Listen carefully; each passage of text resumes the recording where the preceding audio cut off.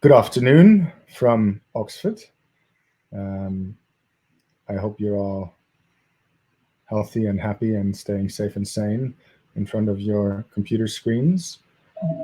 It is my pleasure today to introduce to you Anne-Marie Oswald. Before I do, a few ground rules. If you want to ask a question, do so with the Ask a Question feature, or for smaller questions, ask them in the chat window.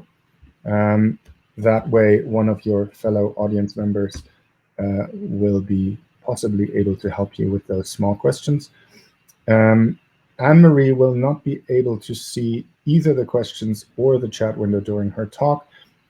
So if it's a pressing question, I may interrupt her, but otherwise we'll deal with all the questions after the talk. So when you write your questions into the fields, write them so that it's understandable what section of the talk you're referring to. That would be lovely. Now, Anne-Marie is an experimental neuroscientist working largely on auditory cortex, and more specifically in the most recent past on GABAergic plasticity, as we will hear today. And this is also the reason why I was excited about the prospect of inviting her to this online series.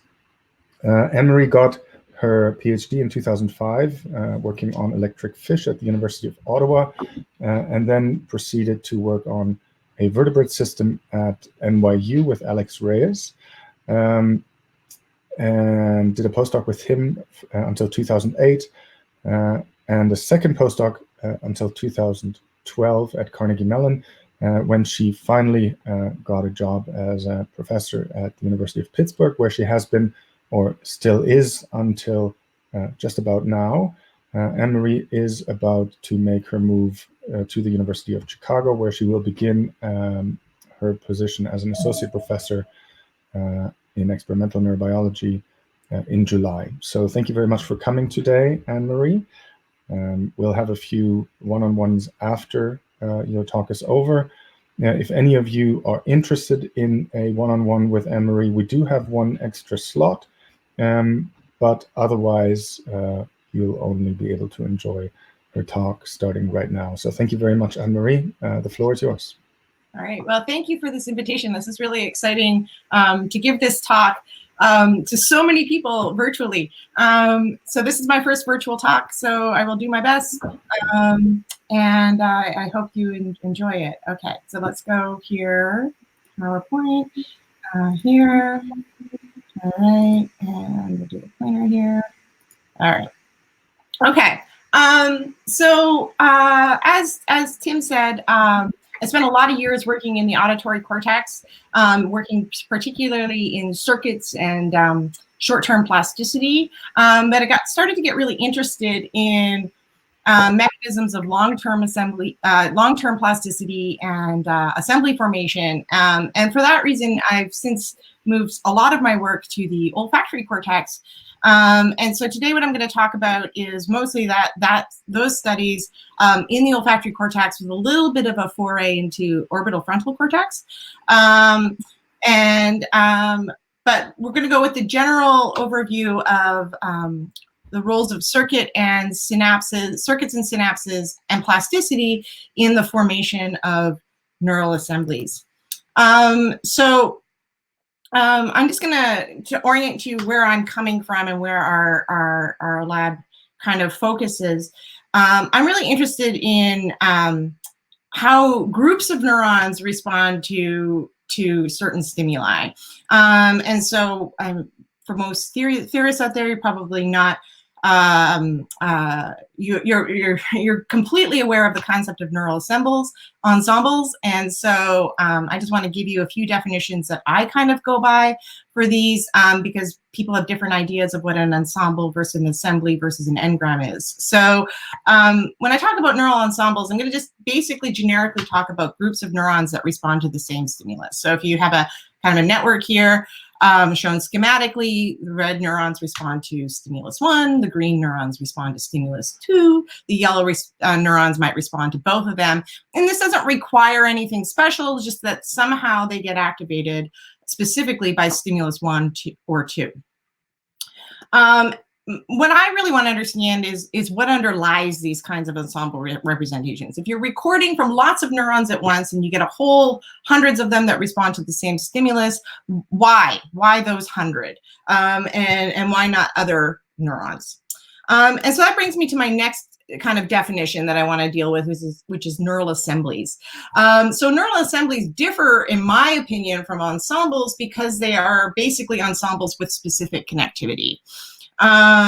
That's really kind of at the nuts and bolts of what we're interested in, is how do you get the specific connectivity? What are the plasticity and circuit mechanisms that underlie a formation of an assembly that's stimulus specific, and its persistence? And what is the relationship between these assemblies that form and ultimately the behavior of the animal? And if you really forge out far into that realm, that's when you start to question whether or not these things can be engrams, being that, are they kind of causal to the behavior as opposed to just associated with the behavior? We're not going to go that far. We're going to stop a little bit short of calling these engrams, but we're going to really focus on the mechanisms of the formation of these assemblies. So where we do this, as I said, is in the olfactory pathway. And the olfactory pathway has some really nice features that make this a great place to kind of address this kind of question.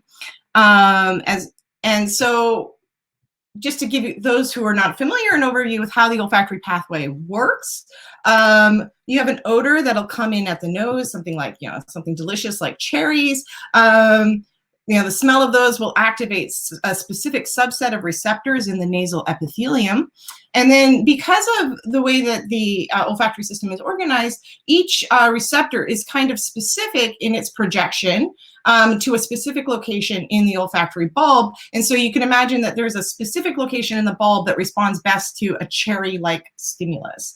And these are actually pretty exquisitely spatially organized in the bulb, such that the inputs correspond to a single receptor type that go to a specific glomerular location. And then the output cells of the olfactory bulb also only project to a single spatial location to receive input, and then they project themselves out along this pathway called the lateral olfactory tract, which is located very prominently in the rodent forebrain along the side of the brain. So this makes it really easy for us to find it. Along this pathway into the piriform cortex, which is the kind of one of the first processing stations for olfactory input. So one of the nice things about this is, as you can see, there's like effectively 2 synapses before we hit the cortex, which is kind of a nice short path, makes it nice and easy. What's also really interesting is you kind of transition from this kind of exquisitely spatially organized representation of olfactory input into something that when we get to the piriform cortex is more assembly-like. And these odor assemblies, these odor responsive ensembles or assemblies are distributed over 1,000 microns in piriform cortex. And this is the assemblies themselves are can be still very odor specific, but they're non-topographic, meaning that there's no spatial representation of this. And so the only way that these assemblies form is by some kind of conjunction of their afferent input, which is coming from the lateral olfactory tract of the olfactory bulb, and some form of connectivity that's going to arise in the cortex itself. Okay, and so these odor representations can be learned. They have specificity, and they tend to be very unique to different odors. And so this is the thing that we're trying to understand, how these ensembles or assemblies form in the cortex. Okay, so we're not kind of going in here blind. There's been a model for this for a very long time that was developed by Lou Haberle and others very early on. And his model works something like this. This is you have odor coming in his case, he called it the old book set.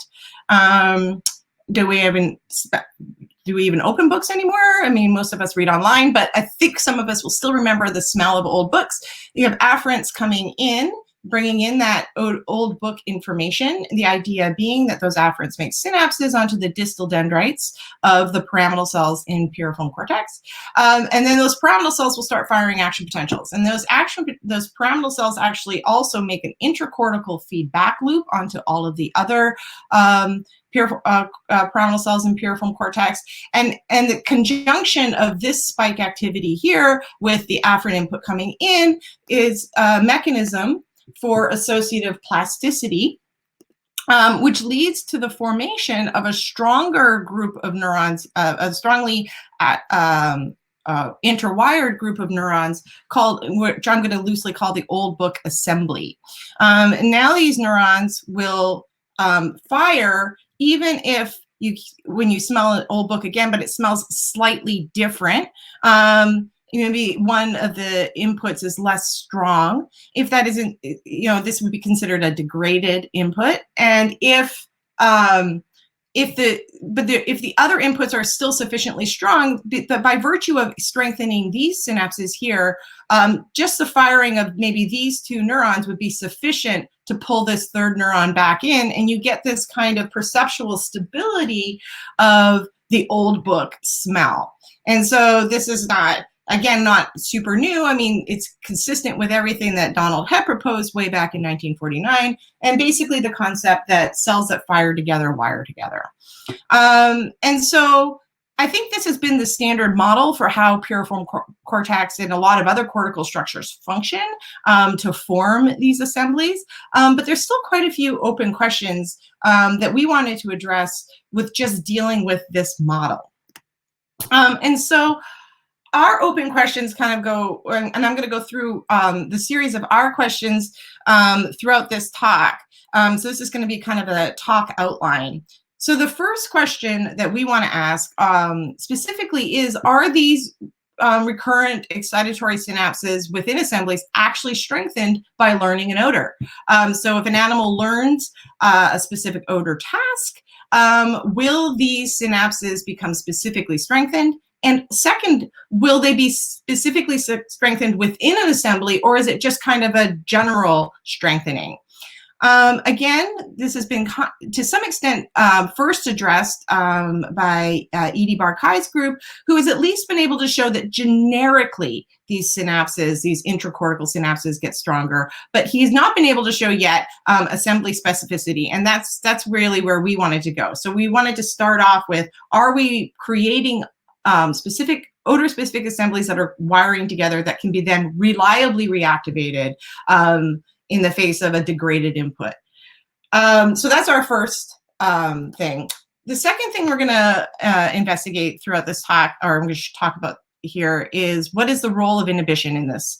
Again, I guess Haberle's group early on started to look at the roles of associative plasticity in the piriform cortex, and one of the things that they discovered was that you need disinhibition for associative LTP to occur, and which is really interesting. And this is also true in hippocampus and in many other areas of the brain. You have to somehow temporarily remove inhibition in order for you to have enough depolarization in synaptic in the dendrites to actually elicit plasticity. And so what we want to really know is, well, what is the gating circuit? What is the circuit that actually does this and allows this associative plasticity to happen so that these ensembles can form?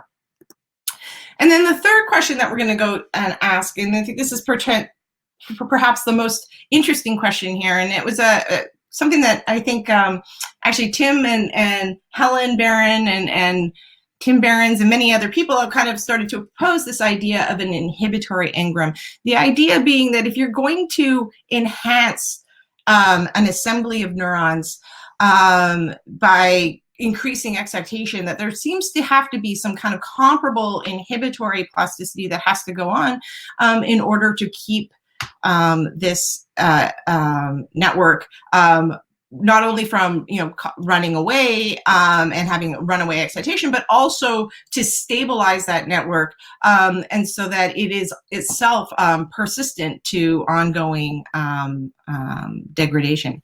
And so it's also been shown by Edie Barkai's group that task learning enhances inhibition. And so we still want to know what is the specificity and the function of that inhibition. So these are the 3 areas that I'm going to go through kind of quickly in this talk. Okay. All right. So where do we start? How do we find an assembly? It is not easy to do. Lots of people will record multitudes of neurons in vivo while the animal's performing a task, but you don't, in those cases, you typically don't have access to synapses. So it's really hard to determine what is going on underneath that ensemble behavior.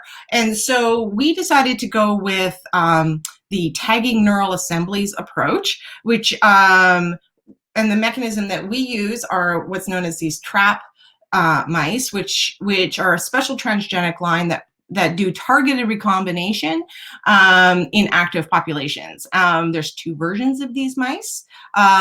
We use the CFOS version, which is a version that when a neuron is active, and generally with the conjunction of neural activity, so spiking activity as well as synaptic activity, what this does is this increases calcium levels sufficiently in the neuron that leads to the activation of this immediate early gene CFOS, and then the production of its protein product, FOS. In these mice, this process is linked to a Cre recombinase that can be specifically unlocked or turned on if you give the mouse a drug like tamoxifen or 4-hydroxytamoxifen, which is what we use, while the animal is performing the task. At that moment, that allows this Cre recombinase to become active and to start recombining with a flox gene. In our case, we use TD tomato. We also use channel rhodopsin. And we can express a red fluorescent indicator in the population of neurons that was active at the time the animal was doing its task. And so that allows us to label these neurons. We can then go back in a slice, target these neurons for recording, and look at potentially the synaptic parameters that give rise to or that underlie the changes in their neural activity. This mechanism is also quite useful because we can tag a neuron once genetically, and at a first time frame, or a first time the animal performs a task. We can also tag that neuron a second time the animal performs a task using immunochemistry for the same FOS gene. But this time now for the FOS protein product that we can use to fluorescently target that neuron with a different indicator, such as GFP, which then targets typically the nuclei. And for neurons that got activated that second time around, we'll see a bunch of green nuclei. If they happened to be also active the first time the animal did the task, this nucleus will turn yellow, or is yellow in our fluorescence microscopy, and then we know which neurons were activated at both times. And so this gives us an ability to assess how neurons get reactivated as the animal does it's performing its behavior. Okay, so so the first thing we wanted to do is we wanted to see how reliable this mechanism is. Do we get a reliable activation of neurons, in an assembly that when the animal's doing a task repeated times? So here is our task. Here's our behavior. So we choose a very simple behavior for our animals, simple for them. They learn it very, very quickly. So what we have a mouse in a arena here, and he sits behind a door. And in the first round of this experiment, all he had to do was find a pot of bedding at the on either side of a partition, and he gets rewarded if he finds and digs in the pot with an odor, a specific odor in it, versus a blank pot. Okay, and if he digs here, he gets a timeout. And if he digs here, he gets the reward. And so this is when we first started training these animals, we did this over 5 days. We've now learned that they can do this. They can learn this task very easily in 2 days. So I'm going to show you kind of 2 sets of data here. In the first part, I'm going to just show you the odor specificity data. So we have days that we train the animals. So basically we pseudo train them, which means we teach them to dig for the reward. Then we train them to discriminate odor versus blank, or in later cases, mixture A versus mixture B. And then on the day 5, we'll give them 4-OHT or 4-hydroxytamoxifen, and this will target odor 1. And so all the neurons, presumably when they're performing the behavior this day, or at least a significant proportion of them, are responding to odor 1. Then 5 days later, we retest them just to ensure that they've retained the knowledge of the task, and they almost 100% do. And then those days we'll sack the animals, and we can do staining for anti-phos and look at the reactivation, and we can compare what happened on this day versus what happened and which neurons were reactivated later. Now, as a control here, we've got many controls, but one of the controls that we did was we trained them on odor 1, and then we actually trained them on a new odor. And so when they got good at this task, we also tested them on odor 2. And so what I'm going to show you is data from when they tested on odor 2. And we would expect considerably less overlap between this assembly, which was tagged for odor 1, and this assembly here, which is tagged for odor 2. Okay, so just I can give you a little idea of the video here. Hopefully it'll run. It's not going to run. This is our little mouse in its arena. It's not very interesting. He just basically goes to the right pot and digs. But as you can see, this is kind of the time course. It doesn't really matter if they do single odors, which I'm showing, odor versus blank here in black, or mixtures in blue. They learned this task extremely quickly, getting almost 100% correct within a couple of days. And they do it very, very fast. And each trial is typically under 10 seconds and can get down as low as 2 seconds over that time course. And so they are very good at this task, and partly because it's a naturalistic foraging behavior. Okay, so here's an example of what this data looks like. Here's an animal that was on the first day just exposed, and he didn't have to learn anything about the task, okay? So he's just exposed to the odor. So all the red cells are the cells that responded with just the odor, just exposed. And this mouse never learned that those odors were relevant. And so when we re-exposed them to those odors 5 days later, you can see all the green dots. And what I can hope you can see is there's very little overlap between the red and the green. And in contrast, when we train the animals on an odor, specifically odor 1, you can again see all the red cells here, okay? And if we retest them on that odor that they learned was rewarded 5 days later, you get all the green cells, but you can see there is considerable overlap between the red and the green cells here, showing that there's a fairly strong assembly that seems to be forming here that gets reactivated every time the animal has to do the task, as long as he's learned the task. And we've quantified that here. And so what you could see here is this corresponds to this scenario here. When the animal is tagged in red, the assembly tagged the first time once he's learned the task. When he repeats that task 5 days later, a lot of that assembly gets reactivated. However, if we switch to a different odor on that second day, or that second round, the overlap drops. It also overlaps if we have, I can't, sorry, the crowdcast window is in the front of my axes here, but these are 2 control cases where the animal has not been trained, and this is odor 1 versus odor 1, or even if it's been habituated for many, many days to the arena and everything else, and still not trained to the odors, it's still very low overlap. So we think what we're getting here is a fairly reliable assembly. And so that's our starting point for these neurons. Okay. So now that we have a reliable assembly, we want to look really at what's going on with respect to the synaptic input to these assemblies. And so for this experiment, we did kind of a variation of the task. It's fairly similar.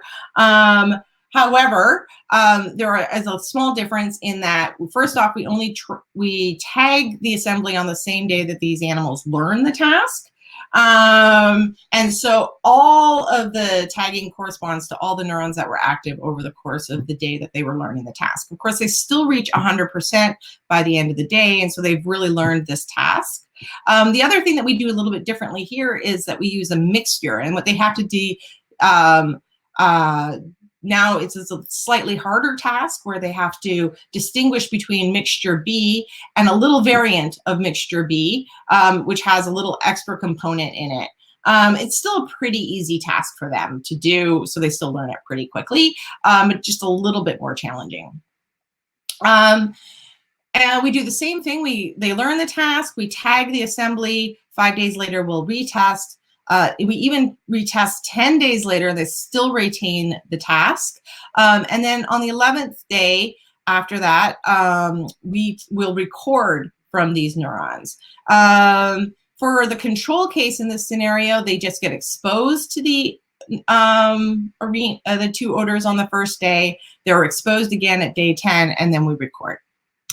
Now, when we record, we have a setup here now where we're going to record from a red cell, which we would consider a false positive cell. So this would have been a neuron that would have been active the day that they learned the task and hopefully reactivated when they perform the task again. And we also, because we can do this in paired recordings, we record from an assembly cell and then a cell that we consider outside the assembly, so one that is not red.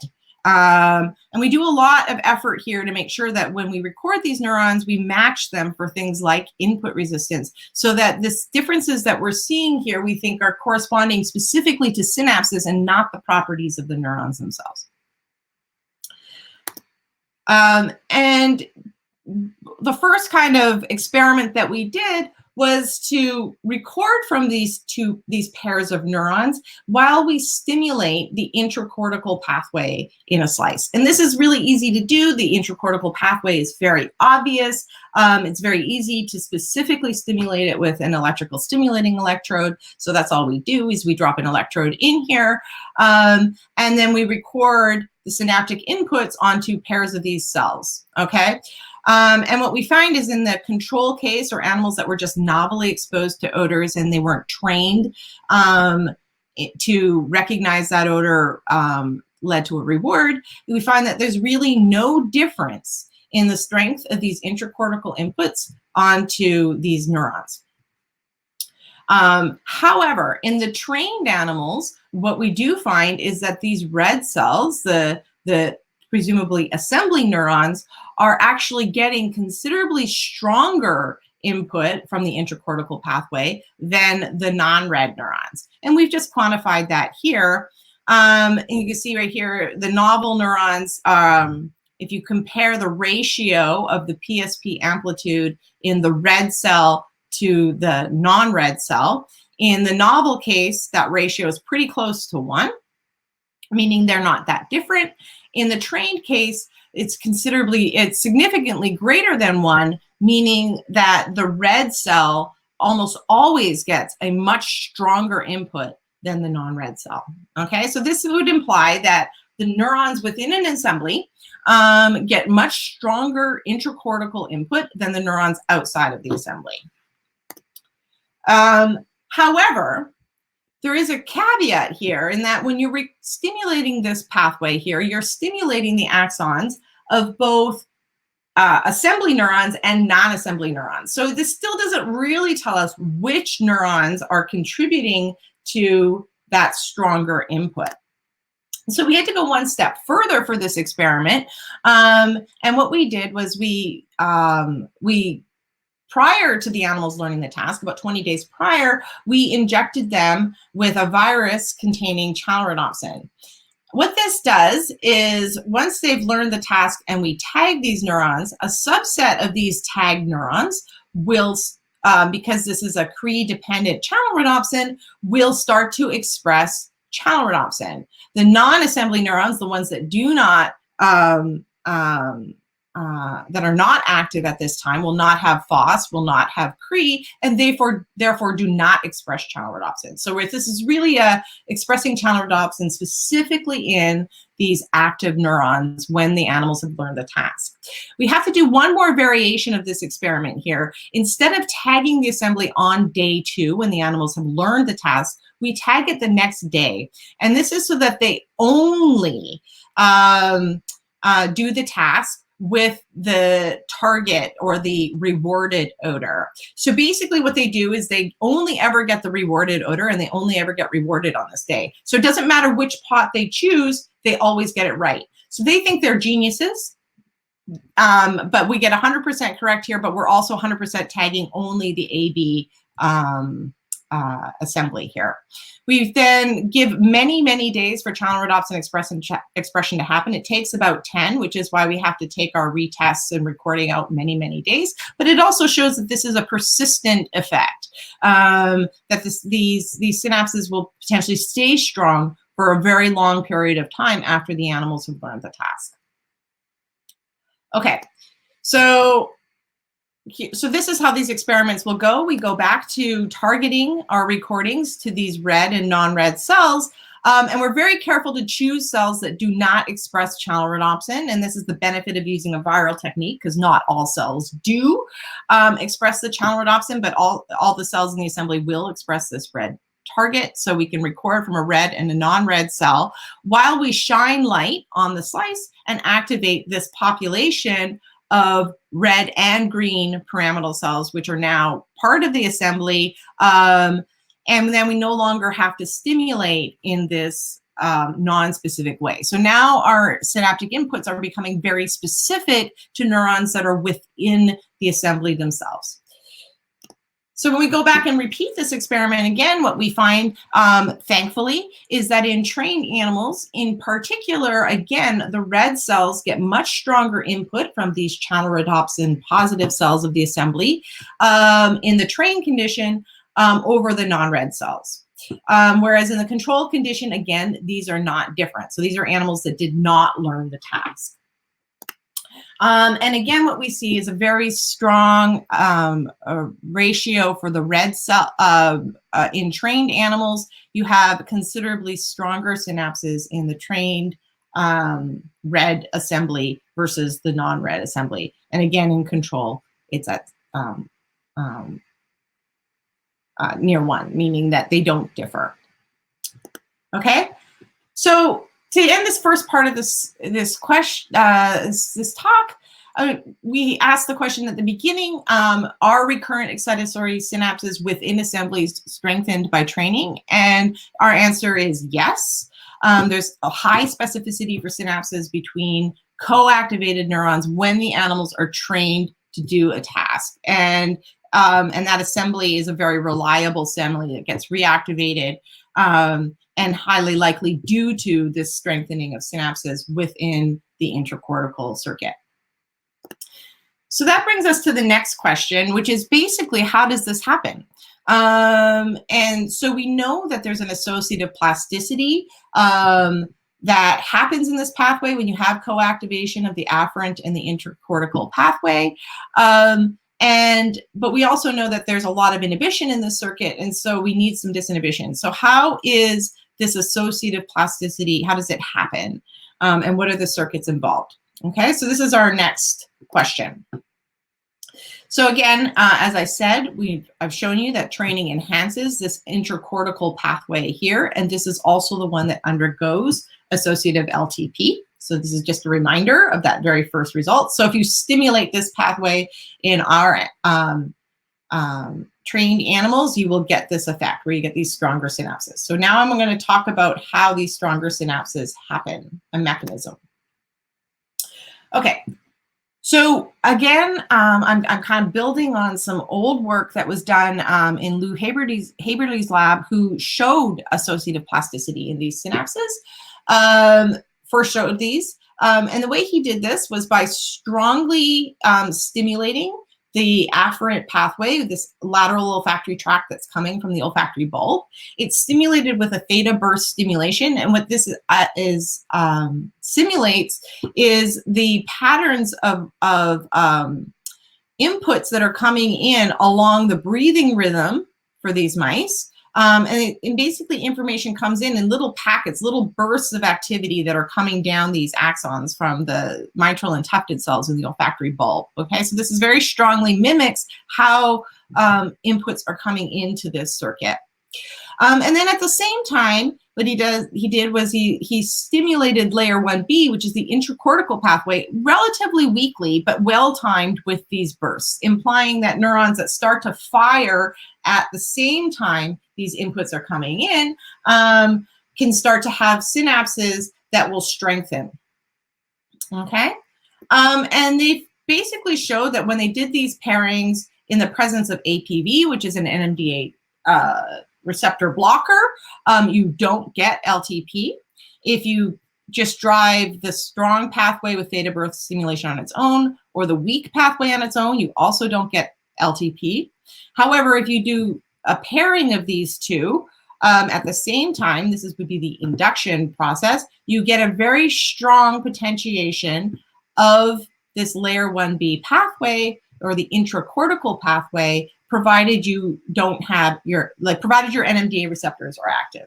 So this is a very NMDA receptor dependent plasticity. They went on to show that it's specific to the dendrite, in that if you put bacuculin or some other GABA-A blocker on the dendrite, this becomes very permissive to this LTP happening. So in the absence of any kind of inhibitory block, you don't get LTP when you do this pairing. However, if you block inhibition out here at the dendrite, you get this huge potentiation of the NMDA currents that are out here, and you can now elicit LTP. So this is what they're showing here. And so our question is, well, obviously we have to figure out how we're going to get this disinhibition to happen, because if this inhibition is active, we're not going to get LTP and these synapses can't be strengthened. So what is the mechanism that leads to the relief of inhibition that allows for this associative LTP to happen? So specifically, the first question we ask is, which interneurons inhibit the pyramidal neuron dendrites in piriform cortex? So we looked at two major classes of neuron here. We looked at parvalbumin cells and somatostatin cells. These are very numerous cells in piriform cortex, as well as throughout all other cortical areas. And we just looked at what these are TD tomato sections of the cell. Here is layer 1A, the input layer, layer 1B, which is the intercortical layer, and there's axons running through here. Okay, so layer 1B. Then layer 2 and 3 are the cell body layers, and all the voids that you see here are pyramidal cells, and all the red cells that you see here are parvalbumin neurons in this case, and over here are somatostatin neurons. And what you can see very clearly is that somatostatin neurons project a lot of red neuropil up here into layer 1B, whereas the parvalbumin cells have almost no neuropil up here in layer 1B, implying that there's probably a lot of axons from these somatostatin cells projecting inhibition up into this dendritic region and probably inhibiting the dendrites. This is something we confirmed by expressing channelrhodopsin in somatostatin cells, and then driving those neurons to elicit an IPSP. This is a reversed IPSP recorded at very low holding potentials.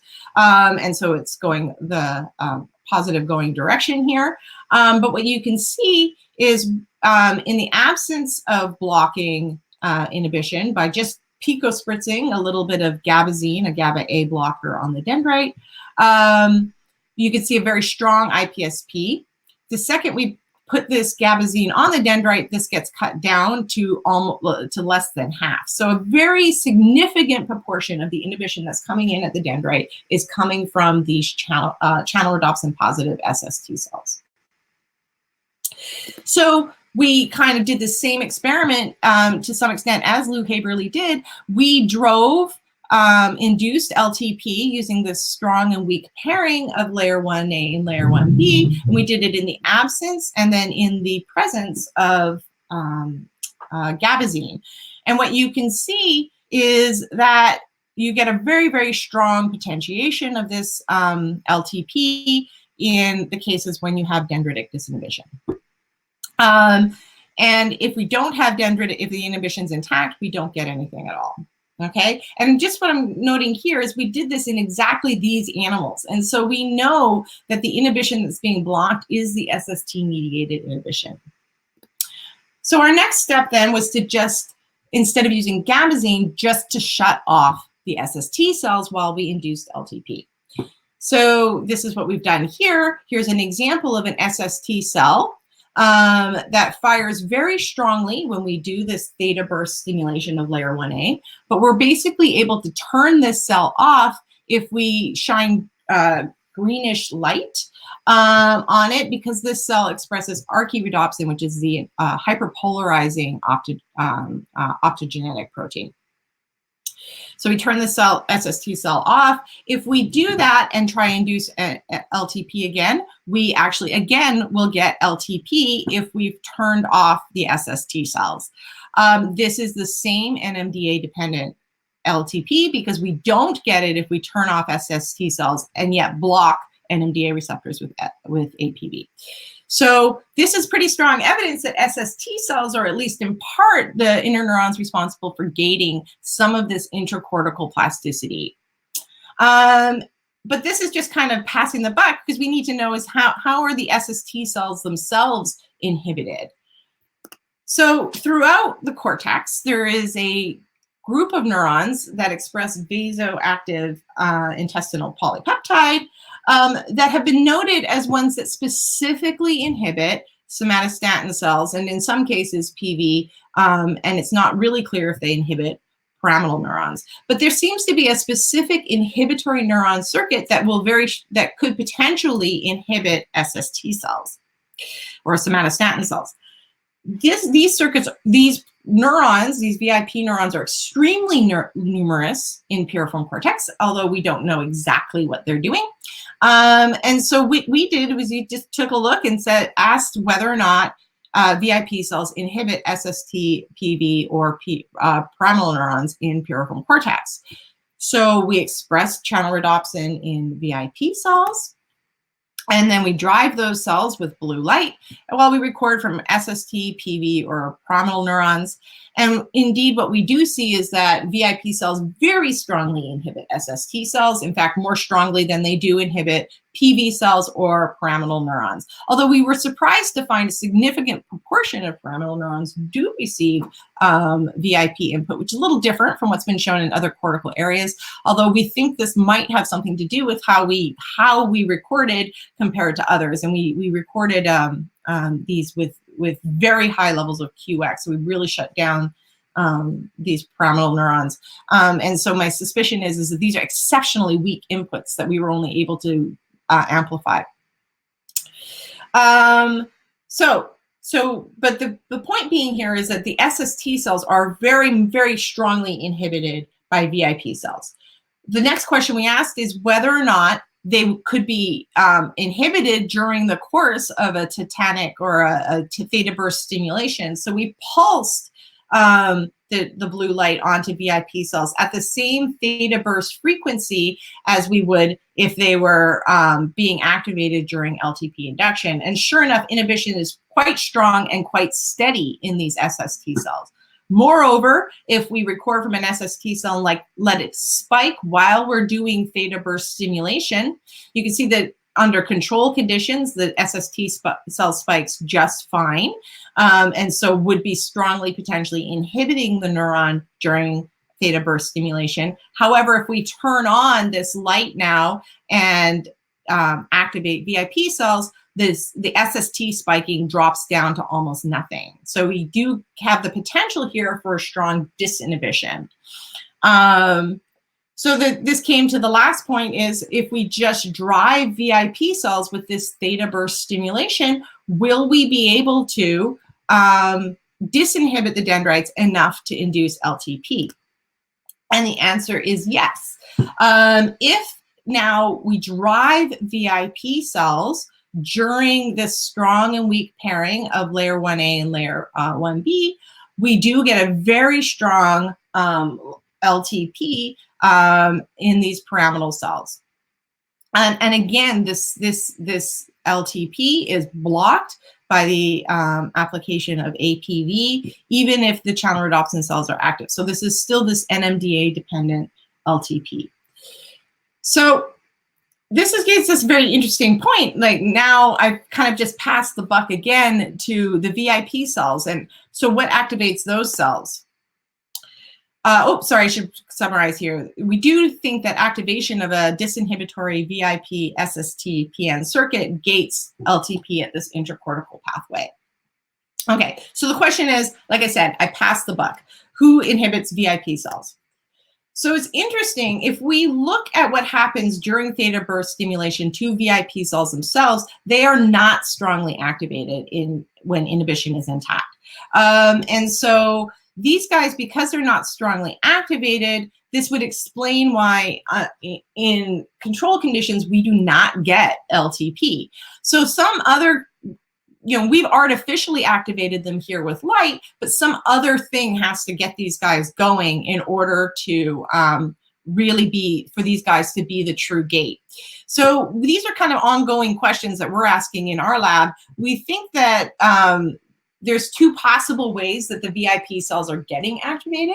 One is potentially through external input from higher cortices, such as the OFC, which has been implicated in learning in this network. The other option is that these cells, VIP cells in piriform, express nicotinic and muscarinic acetylcholine receptors and cholinergic inputs, particularly from the horizontal limb of the diagonal band of the nucleus basalis, have also been implicated in learning. And so we are addressing these. Unfortunately, these are a set of experiments that are pretty much currently halted due to COVID-19. So you'll have to wait until we see where this is going.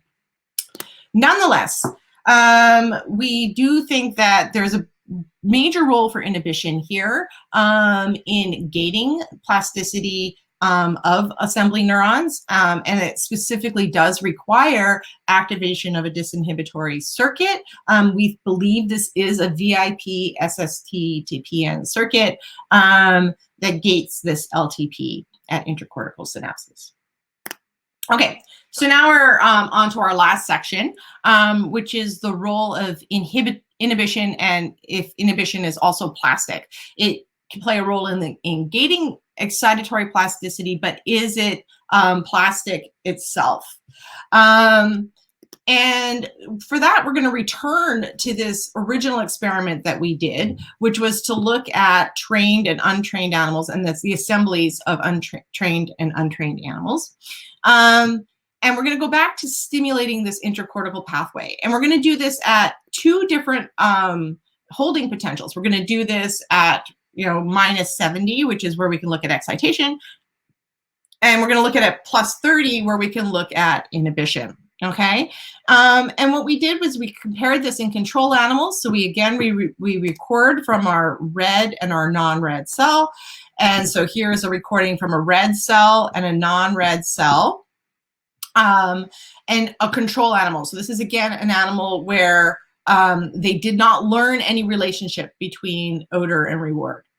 And as you can see, there's no change in the excitatory amplitudes. There's almost maybe even a little bit weaker here, but there's no significant difference between these amplitudes in the red versus the non-red cell for excitation. And the same is true for inhibition. However, in trained animals, what we do find, and as I've shown you, is that excitation is stronger in the assembly neurons. And as we can see here, versus the non-assembly neurons. And further, inhibition is stronger in the assembly neurons versus the non-assembly neurons. And in fact, inhibition scales in trained animals with excitation. So here's the control animals. There's no relationship between the strength of excitation and inhibition. In fact, it's all kind of around, it's actually all crunched down here into this low portion of this plot. Whereas in the trained animals, you can see there's a pretty strong relationship between excitation and inhibition, actually in both populations of neurons. And so we move towards a place where you have inhibition scaling with excitation with training. And so the next question that came out of this is which inhibitory neurons are plastic, which provide this plastic inhibition, and then moreover, what is the mechanism by which they might do this? So we went back and again looked at our very prominent parvalbumin neurons, which changes in inhibition here could balance changes in excitability at the soma. We also looked at somatostatin interneurons, where changes in plasticity inhibition here could balance changes in excitation in the dendrites. So there's definitely possibilities for both of these populations to be plastic and have a hand in scaling inhibition with the excitation. So here's where I'm going to take a little departure and talk about the fact that these neurons also potentially have two different mechanisms for potentiation of inhibition. And I'm going to take a little departure and we started to look at inhibitory spike timing dependent plasticity rules, but we took it out of the piriform cortex and we took it into OFC. And one of the reasons we did this is really because we wanted to work in a neocortical circuit that might be a little bit more generalizable. However, what I want to say is we've started doing these experiments in piriform cortex and we are seeing effectively exactly the same thing with respect to these spike timing dependent plasticity rules. And so we think this is a phenomenon that's happening kind of universally in neocortex and in archicortex, like piriform. Okay, so here's the setup. We are recording from pyramidal cells, okay? And these pyramidal cells, we are going to elicit spikes in, elicit single action potentials in, and these action potentials are going to be timed with respect to the presynaptic inputs that are coming in from a channel rhodopsin positive SST cell, which I'm showing in this case, or a parvalbumin cell. So this way we can exquisitely time inhibition and excitation independently of each other, or inhibition and spiking independently of each other. We do a standard spike timing dependent plasticity protocols here, where we will elicit a presynaptic spike in these channel rhodopsin cells, positive cells, which will give rise to an iPSC that we're recording in the pyramidal cells. And then we'll pair these iPSC inputs with postsynaptic spikes. So we have ones where we presynaptically drive inhibition, followed by a postsynaptic spike, or this is prior to the postsynaptic spike, or we put inhibition right after the postsynaptic spike. Okay, so these are the protocols. For SST cell, having inhibition just prior to spiking strengthens that input, whereas having inhibition post spiking actually weakens that inhibitory input. And this leads to an asymmetric inhibitory STDP rule for SST to PN synapses. Okay, so these inhibitory synapses have an asymmetric rule. We did the same thing for parvalbumin cells, where we drove the parvalbumin cell mediated inhibition, and we found actually another really interesting phenomenon. That being that when these parvalbumin cells are driven very strongly and very reliably, we get mainly symmetric LTP, which you're seeing here. So as long as you're temporally proximal to spiking, you will get strong LTP. And then once you kind of move beyond 10 milliseconds or 20 milliseconds, you really don't get any more potentiation. Okay, so these are effectively almost coincidence detectors. However, what was really interesting in our data set is when we had very weak and unreliable recruitment of parvalbumin cells, we actually saw a symmetric curve, but it was in the opposite direction. It really went towards LTD. And so this was kind of an interesting effect here, and it really talks about, kind of the state of what the network has to be in order for you to get an inhibitory plasticity through this mechanism. Okay. So this still doesn't tell us which synapses are getting scaled when the animal is learning. And so for this, we have to do a fairly complicated breeding technique here, where we created, we took these trap transgenic mice and we bred them to be homozygous with the TD tomato. So this gives us our labeling of our red assembly. And then we cross these guys with an SST Cree or a PV Cree animal, which allows us to then infect these neurons so that we can get channel rhodopsin expressed specifically in SST or PV cells. So this creates a scenario where we have to, again, these animals perform our task. We do this exactly the same way as we did for labeling the excitatory assembly before, but now we're going to label our inhibitory assembly. Because of the way that these mice are, we cannot avoid labeling parts of the excitatory assembly, but that's not a problem because in our slice, all we do is we perform all of these experiments in the presence of NMDA and AMPA blockers, which removes excitation, so that when we turn on the light, we are solely activating these inhibitory synapses. And at the same time now, we can drive our interneuron to fire action potentials and release inhibition while we record into our red and our non-red cells. Okay, so this takes us to our very, very preliminary experiments. Again, these are experiments that are halted by COVID-19. So we don't have a lot of N here, but we have something. And this is the last little bit I'm going to show you. So here we again performed these recordings from the red and the non-red cells. These are only for trained animals. And when we drove somatostatin cells in these animals, what we found was no difference in inhibition between the FOS-positive, the red cells, the assembly cells, and the non-red cells. Okay, so it doesn't look like SST cells will be the ones that are potentially mediating the scaling. However, when we did this for PV cells, and we only have 2 animals here, so this is a very, very preliminary result, we see something that's at least promising, and that is that in the FOS-positive cells, the assembly cells, what we do see is much stronger inhibition from PV cells onto pyramidal cells in the assembly versus the neurons that are outside the assembly. So it's possible that these PV cells are indeed the ones that are providing this plastic input, and that this may be some form of stabilizing or homeostatic plasticity that is coinciding with this increase in excitation that we're seeing within the assembly. Okay, so that brings me to the end.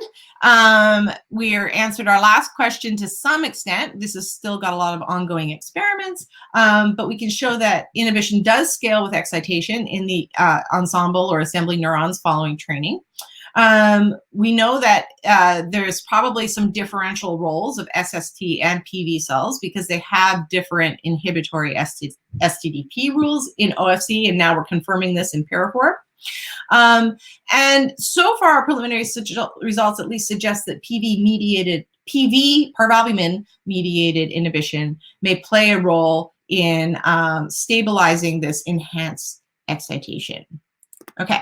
So I'm just going to go to my acknowledgements here. The majority of this work was done by an incredibly talented postdoc who I am very sad to be losing, but she's going to a great lab, Martha Canto Bustos.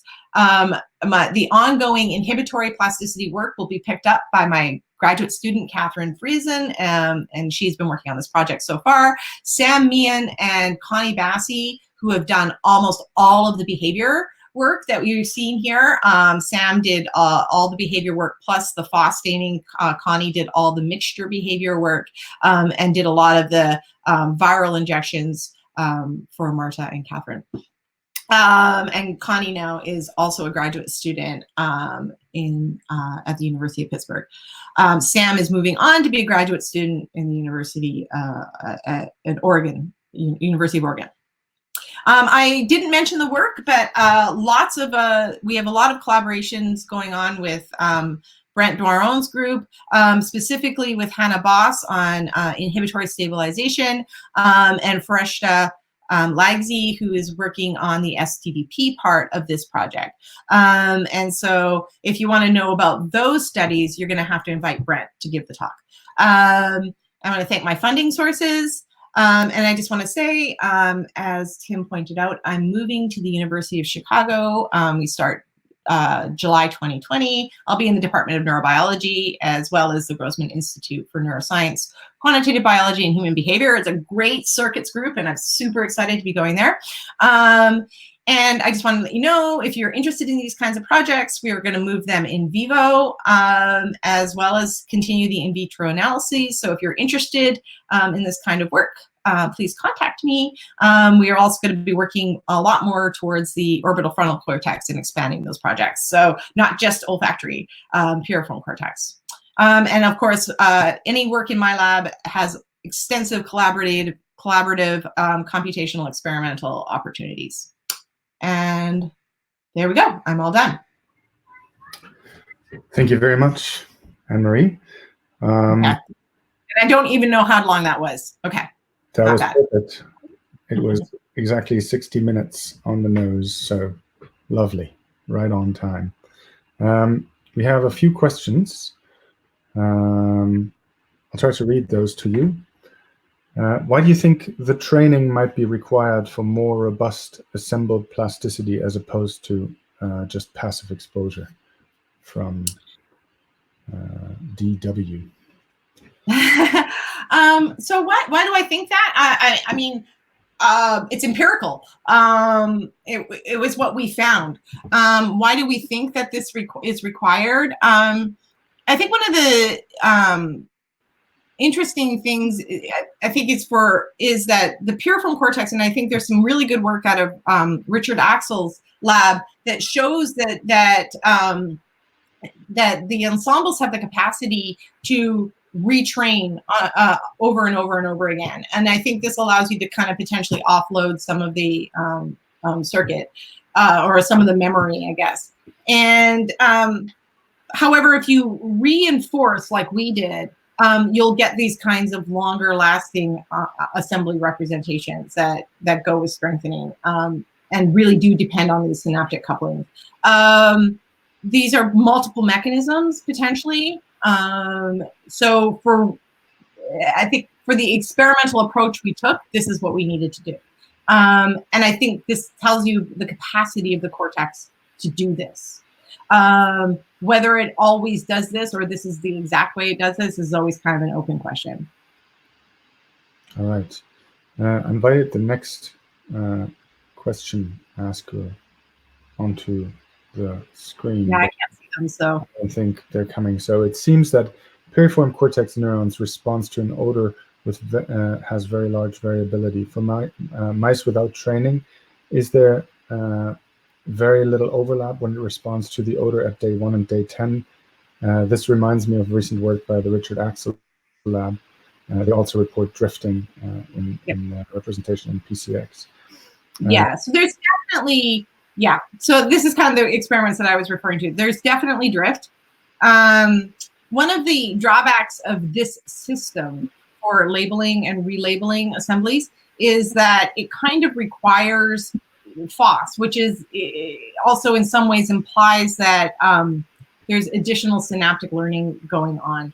And so we're seeing a very low overlap, and that's probably because, not because the neurons aren't active, but because they're not going through the same plasticity mechanisms the second time around, because the plasticity happened the first time around. And so there is some degree of that. And I think it's probably, even when you do FOSS studies and you just repeat things from a novelly exposed animal to a new animal, you find actually there's a reduction in the number of neurons that respond with training versus a novel exposure. And so there's always going to be some loss of responses as you move with training. And this isn't just in piriform. I think this has been shown in other cortical areas as well. You kind of lose neurons drift. So we're not surprised by the small number. Do you think odor identity representation drifts or is located somewhere else? How is the identity preserve them? I think the identity can drift. The representation, the assemblies can drift unless they're reinforced. And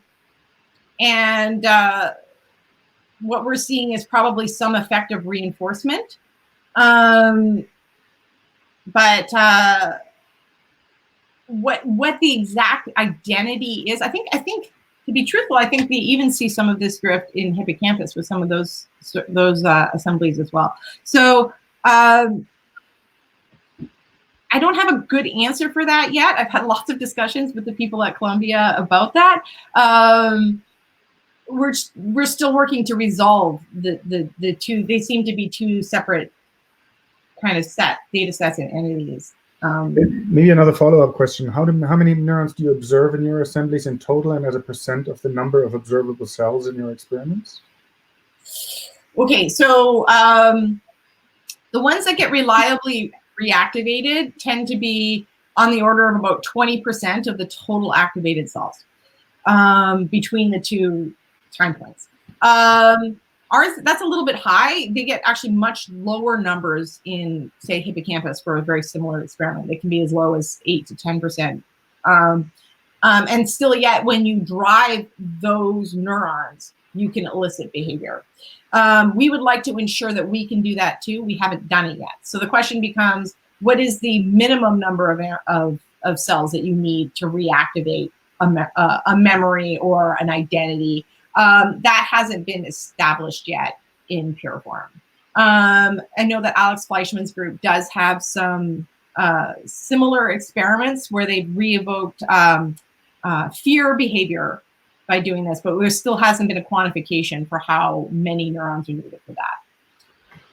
So going to your plasticity part, I think, someone notes that it seems surprising that E and I are not correlated before learning. Shouldn't there be a balance before learning? Yeah. And what do you make of that? Yeah, I think it's hard. Let me see if I can maybe go back to that slide because I would like to point something out. Let's go back here.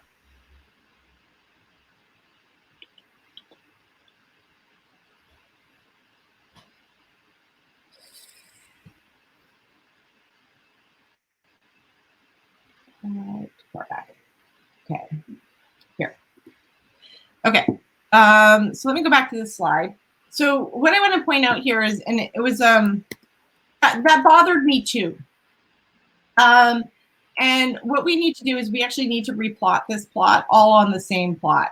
If you look at the axes here and you look at these points, they are actually hovered down in this quarter of this plot.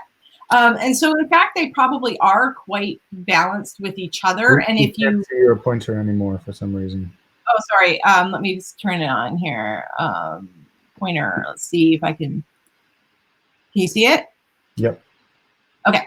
So if you take these points here, they're actually sitting down here in this plot and would probably very much line up along this line. So I think these are balanced. It's just our artificial way of pulling these points out that now you can no longer really fit them. However, if they were fit with part of this data set, they probably would be. The point is that these are just weaker. And so that might be partially the answer. It's really probably how we've parsed the data here. So these are probably to some degree balanced, but just weak. And it also might reflect, these are very hard to see in the control case because they are so weak. So we might be underestimating them. Is there any way to quantify the role of reward in your plasticity experiments? For example, if the reward is delayed, would that lessen LTDP, and if so? We haven't tried that. I don't know. I don't know if the relation. I think there is the fact that they are rewarded that is important. But I would presume if we lessened the impact of the reward or made it more for instance, didn't reward on every trial, we could potentially weaken the effect, but I'm not sure. In a similar sort of direction, acetylcholine has been reported to play an important role in gating plasticity of associated synapses between pyramidal neurons and in PCX. How does this relate to the VIP gating mechanism here? Oh, I really want to, that's an experiment I really want to do. So what I would really like to do is do this experiment is in mice where we've expressed channelrhodopsin in the cholinergic fibers themselves and activate those while we're looking at these plasticities and simultaneously recording from VIP cells so that we knew what they were doing. We would, one of the benefits of the way we're set up is we can record from all these cell types, up to 4 or 5 cells at a time, and we can really start to ask that question. So I'd really like to do that, and that's definitely on the books for getting done. But it's interesting because VIP cells, what we've seen with them is when we just put on nicotinic agonists or muscarinic agonists, what we do see is that the VIP cells are very strongly activated. In fact, with the nicotinic agonists, they'll just start spiking all on their own. You don't actually have to do anything, which is really interesting because VIP cells themselves are a fairly strongly adapting neuron. So if you give them a step of current, they'll fire off at a burst and then they adapt out really fast, which is actually why we have to pulse the light with them and we can't just turn on the light. What acetylcholine seems to do, or at least the nicotinic agonists seem to do, is it puts these guys up into a constantly firing state. And so it almost gets rid of their adaptive nature, which is potentially really interesting. And so it might reflect kind of a state change for these neurons where they're more excitable. And now if you have other inputs coming in that are well-timed, now you can get this really nice gating to happen. So I think there's lots of things that could be going along with the cholinergic activity in here. And I think it's going to be a really fun set of experiments to do going forward. Thank you. A few more questions, if you have time. Inactivating SST inhibitory neurons activates more pyramidal neurons, which could potentially enhance associative excitatory input and hence contribute to the LTP. Is this interpretation plausible? And also, inactivating SST would increase the ensemble, possibly. Is that something that you could observe? Okay, so this is really interesting, and something that we were concerned about as well. And I think this is a plausible mechanism, although it does not seem to be what's happening in our experiments. And the reason I say this is because we really looked at pyramidal cells spiking when we turn with the light on or the light off during SST inactivation or VIP activation. And it turns out the spike rates for individual pyramidal cells do not change, or the pyramidal cells that we're recording from do not change. Whether that is uniform, I mean, it seems to be uniform over the population of neurons we recorded. Is it uniform over the network? Obviously I can't be positive about that, but at least in our hands, we do not see changes in firing rate just because we turned off SST cells or turned on VIP cells. That is extremely different. We ran these experiments also in activating PV cells. We also get LTP in that scenario. However, that seems very strongly dependent on increasing spike rate. And in fact, when we have exceptionally low spike rates, we don't get LTP in the PV case, whereas we do in the SST and VIP cases. So this, for our mechanism, what we're specifically looking at, because firing rates are low and we're not super strongly driving them, what we think we're seeing are really dendritic mechanisms here that are not spike dependent. That doesn't mean this couldn't happen if I say turned off SST cells globally in the network in an animal behaving in vivo. That certainly does change spike rates. Isaacson's group has shown that. I'm just saying that these plasticity mechanisms don't depend on it. Okay. What do you think is the function of the different temporal windows of these rules? Or in other words, why is SST asymmetric and the other one, the PV neurons, symmetric? Okay, well, I think that we don't have an answer for that experimentally. We do have, and this is a lot of Foreshta's study that she is doing, looking at the potentially making, she's looking at spiking networks where she's implemented these rules, these asymmetric SST rules versus the symmetric PV rules. And she is finding some very interesting results for how assemblies form, which ones play a role in stabilizing, which we think are probably mostly PV, and which ones are playing a role in how fast these networks or these assemblies form, and that might be more to do with SST. I don't want to speak entirely on her project because this is her work, and I think this is really something that she and Brant are still fleshing out. And I will just say keep posted. It does require these two different types of rules, but I don't want to misspeak with respect to their results because they're still working them out. But we do have some predictions that are coming out of the model, which hopefully I will be able to test once we have some ideas of where to look for these inhibitory plasticities and what they might mean. Maybe a follow-up question. What do you make of this shift in the symmetric rule based on how you stimulate? Do you think that's accidental, or do you think this is a physiological? Well, we certainly found it accidentally. It was one of these things where what we didn't realize was that it came out of the fact that we were only ever getting depression. We couldn't figure out why. There seemed to be this kind of weird scenario. And so I think that it may very well speak to the fact that, PV cells do need to be reliably activated in conjunction with the pyramidal cells that they're inhibiting. And this probably maybe speaks to the importance of like a kind of a joint feed forward circuit setup, which is typically how these are set up, so that the PV cells and the pyramidal cells are often getting the same inputs very temporally precise with each other. And so strong inputs that are coming in are going to strongly take that network up, whereas weaker inputs might not.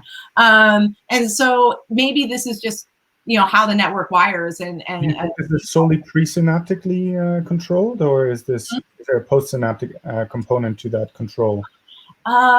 So most of the inhibitory plasticity rules that mechanisms that I've seen have been postsynaptic. Although there are definitely the presynaptic ones that are through recurrent cannabinoid receptors, et cetera,